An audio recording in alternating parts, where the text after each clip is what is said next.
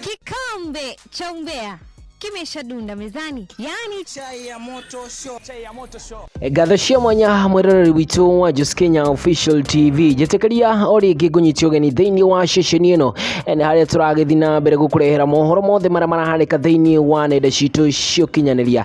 Ni utakumbuka kwamba siku ya kesho, siku ambayo ni ya Ijumaa, ndipo mwili wake Jeff Mwadhi ama Geoffrey Mwadhi Ngugi aka Jeff utakuwa unaweza kufukuliwa.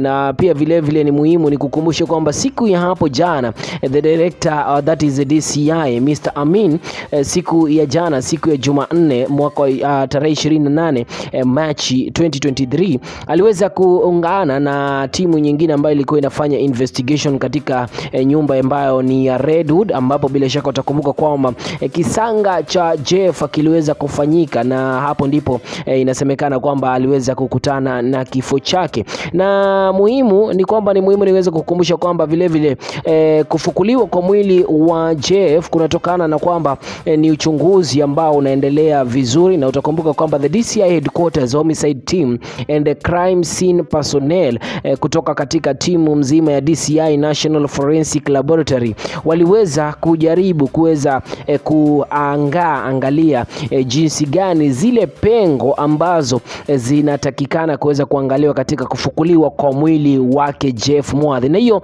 inakupatia sababu mwafaka kwa nini mwili wa Jeff utakuwa unaweza kufukuliwa. Ni kwa sababu ya kuweza kujibu mapengo ama kuweza kujibu pengo ambazo bila shaka maswali mengi tu ambayo yanaweza kufanyika. Na bila shaka utakumbuka kwamba kufukuliwa kwake kutakuwa kuna toa nafasi ya kuweza kuangalia DNA pamoja na toxicology analysis ambazo zitakuwa concluded hapo. Na vile jambo hilo litaweza kufanyika siku ya kesho, lakini mpaka sasa tujajua kwamba kama vile wale washukiwa wakuu ikiwemo ni DJ Fatxo ambaye ni person of interest na wengine wengi iwapo watakuwa pale wakati wa kufukuliwa na kufanyiwa DNA. Jambo ambalo tunalizidi kuliangazia, lakini usitie shaka kwa sababu tutaweza kukujibu papa hapa. Cha kufanya subscribe, finya notification bell, alafu tulia ndani ya mitambo. Naitwa Uncle Jos, adios muchachos, peace.